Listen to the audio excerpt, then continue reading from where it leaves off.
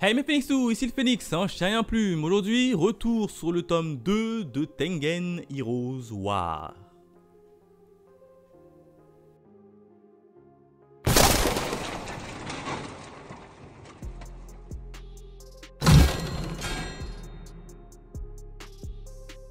Comme d'habitude, retour sur la jaquette et les différents bonus. Et sur la jaquette, on a qui? Eh ben, on a tout simplement deux nouveaux personnages. Hein. Bon, on le connaissait déjà, l'un d'entre eux, notamment à gauche, c'est Isami Kondo, hein, le chef et le commandant du Shisengumi.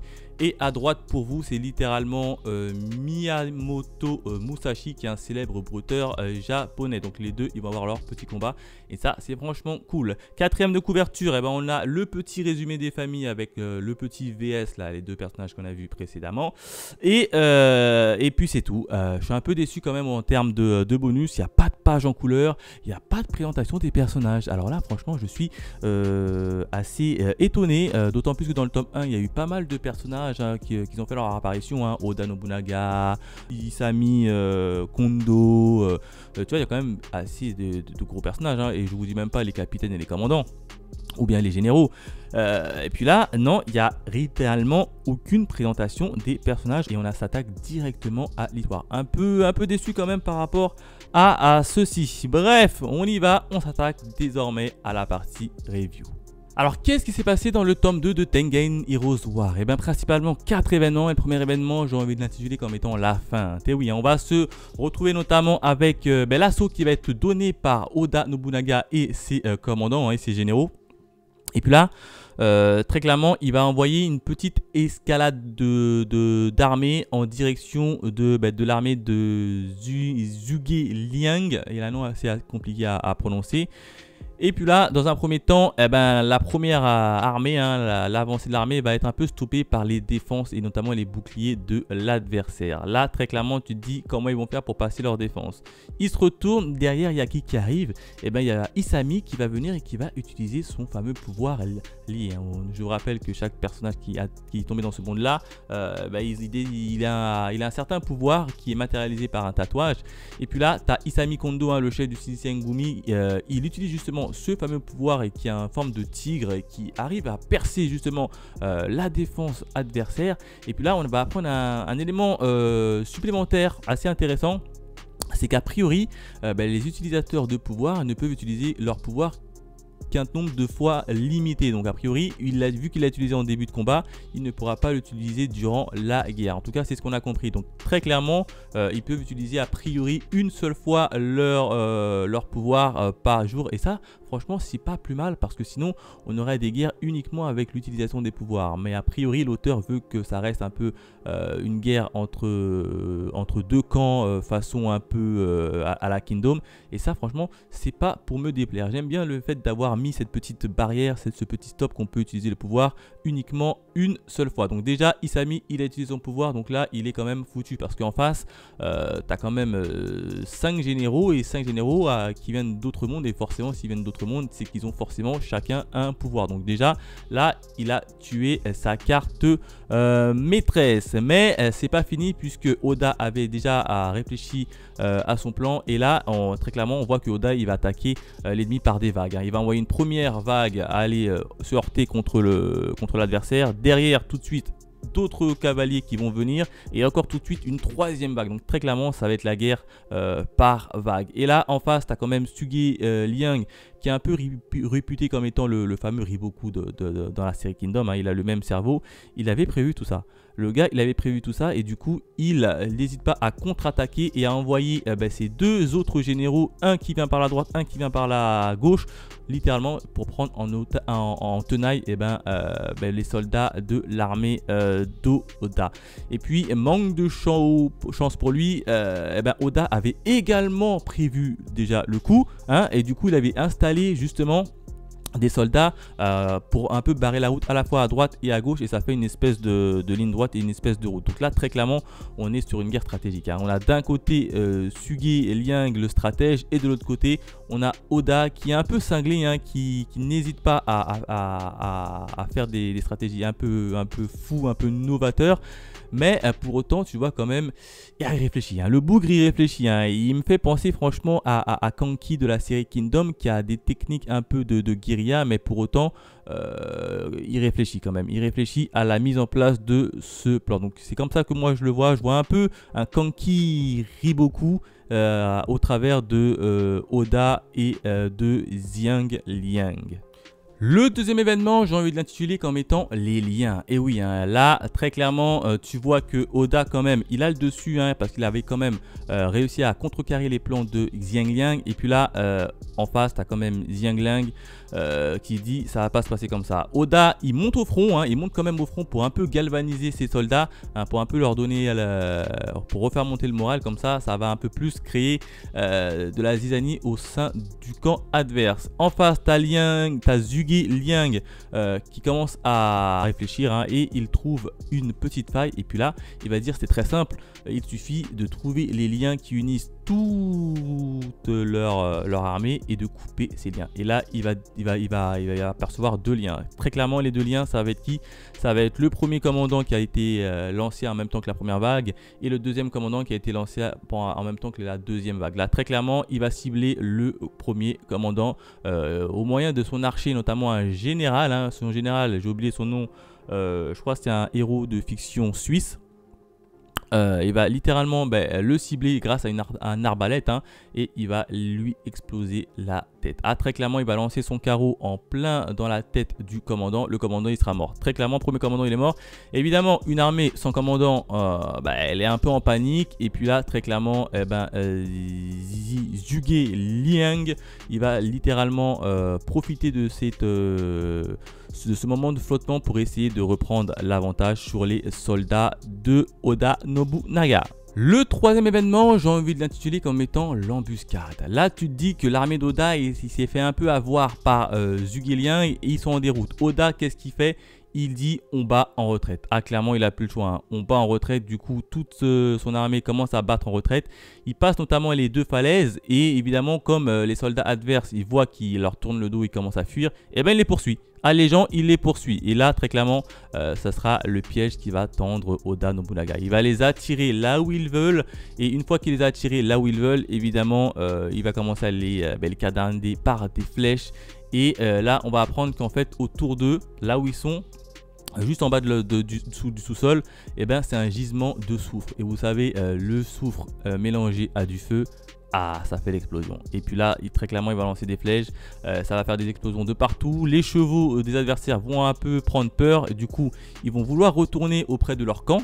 Sauf que Oda Nobunaga, il avait prévu ça. Il va mélanger littéralement ses soldats à lui avec ceux de l'adversaire. Comme ça, quand eux, ils vont rentrer, lui, Oda Nobunaga, avec son armée, va coller de très près, justement, les soldats qui tentaient de rentrer chez eux. Et comme ça, ceux qui étaient restés au camp ne peuvent pas évidemment leur tirer dessus parce qu'ils toucheront également leur partenaire. Donc très clairement, Oda, il avait quand même mis une petite stratégie pour contrer au cas où la stratégie de Zhuge Liang qui a l'air de fonctionner pour le moment. Et puis là, contre toute attente, tu vois quand même que Zhuge Liang, il avait réfléchi à ce que Oda était capable de faire, notamment de la proposition de Dylan. Donc très clairement, Oda, il leur dit à leur adversaire, vous avez deux choix. Soit vous vous faites battre par nous, ou soit sinon, tout simplement, vous tirez sur vos camarades à vous. Là, Zhuge Liang, il n'a pas eu le choix, il n'a même pas réfléchi, il a dit, il n'y a pas de problème, je tire sur mes camarades. Mais il ne va pas tirer sur ses camarades directement, il va tirer sur les chevaux qui sont un peu apeurés. Donc du coup, il va essayer de viser les chevaux de ses soldats à lui. Comme ça, ça va un peu arrêter la course folle de ses chevaux. Mais là, évidemment, très clairement, son général, avant de le faire, il a dit il y aura des morts, hein. Sûr et certain, il y aura des morts. Et puis là, il s'exécute. Tu as le fameux généraux à la Suisse, avec notamment spécialiste des arbalètes. Il va commencer à tirer sur les chevaux. Évidemment, les chevaux vont tomber et ça va créer une espèce de barrage. Et derrière, tu as l'armée d'Oda qui va rester totalement bloquée et ils vont être sujets et propices au débordement des autres généraux. Et là, Oda n'a plus le choix. Il est obligé de sonner la retraite et la vraie retraite générale. Enfin, le dernier événement, j'ai envie d'intituler comme étant une défaite amère. Et oui, très clairement, Oda a sonné la retraite, il commence à rentrer chez lui, sauf que pour pouvoir se replier, il faut qu'il passe un autre général qui était venu dans leur dos. Et là, tu comprends très vite que c'est un général qui est capable d'utiliser son fameux pouvoir. Et justement, il utilise son pouvoir qui permet de créer une espèce d'un grand mur de pierre qui sort de la terre. Puis là, très clairement, Oda il se dit on est un peu coincé parce que ça a un peu rétréci le passage et ça va mettre beaucoup plus de temps justement à ses soldats et son armée de quitter les lieux et ils vont se faire rattraper par les autres soldats derrière eux. Et puis là, tu as Isami Kondo, le chef du Shisengumi qui va littéralement se proposer d'être son arrière-garde et de se couvrir ses arrières. Là, Oda, il comprend très clairement que si tu fais ça, tu vas te sacrifier. Mais il n'a pas le choix et puis il va littéralement couvrir les arrières d'Oda. Oda pendant ce temps-là, il accepte, il lui dit bonne chance et merci pour tout. Et là, le commandant Isano du Shisengumi, il va protéger les arrières de Oda Nobunaga.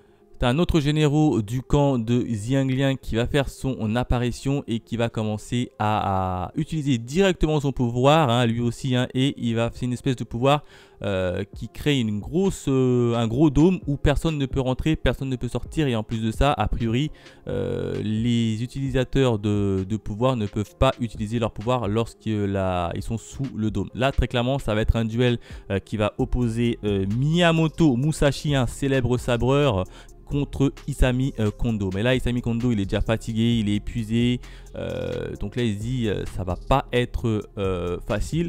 Et là, je l'ai trouvé assez classe quand même de Miyamoto Musashi, c'est qu'il a donné l'occasion à Isami de se reposer. Il a dit, attends, tiens, bois un peu d'alcool, repose-toi. Moi, je veux combattre au meilleur au summum de tes pouvoirs. Puis là, évidemment, en face, tu as Isami Kondo qui a dit j'ai pas besoin de ta pitié. Et puis le combat, il est parti. Le combat était assez intéressant, rapide, technique.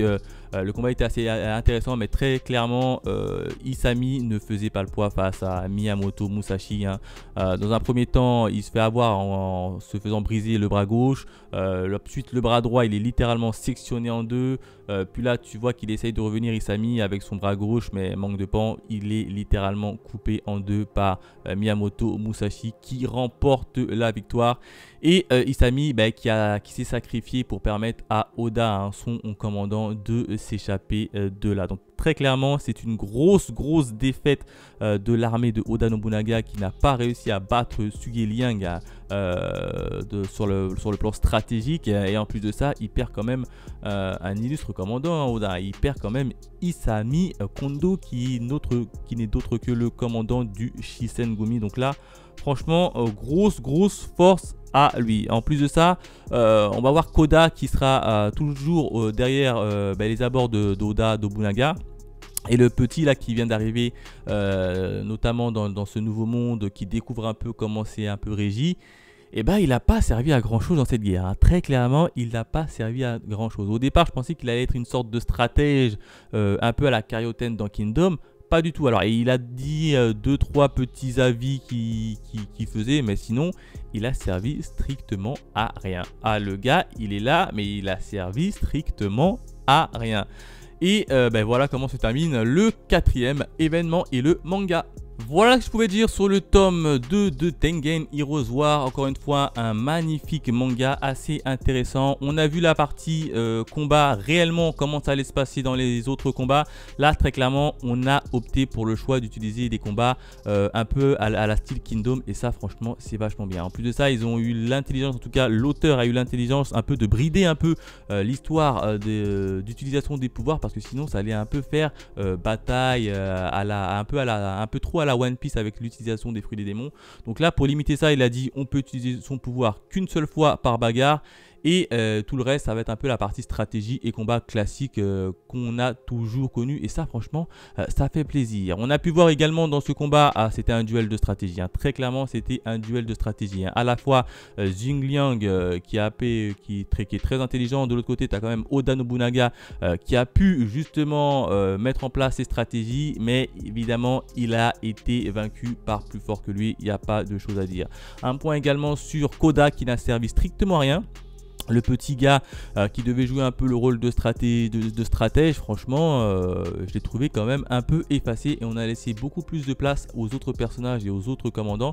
Et ça, franchement, ça fait plaisir. Bon, j'aimerais quand même que dans le tome 3, ils mettent quand même la présentation des différents personnages parce que là, très clairement, il commence à avoir du monde et on ne sait plus vraiment qui est qui. Et ça, franchement, c'est dommage. En tout cas, hâte de lire le tome 3 et en plus de ça, dans le tome 3, on nous annonce et on nous tease un combat assez phénoménal puisque il va y avoir Hannibal, le fameux Hannibal, l'être il est également intelligent un peu à la Riboku contre Napoléon, un empereur français. Donc rien que ça, dans le tome 3 a priori ça va partir sur ça. Donc ça c'est assez intéressant. Je pense également qu'on va pas uniquement suivre le côté de Oda et de Koda, justement on va également voir les autres combats qui vont s'entremêler les uns et les autres et ça c'est pas mal, c'est pas mal. Pour le moment il n'y a pas eu d'alliance entre différents clans mais peut-être que par la suite il y aura des alliances et à mon avis il y aura forcément des alliances et ça pourra créer des guerres un peu gigantesques à la Kingdom comme on les aime. Voilà ce que je pouvais dire. En termes de notes, personnellement je l'aurais mis quand même une petite note de 4 sur 5 parce que ça manque encore de bonus comme vous le savez.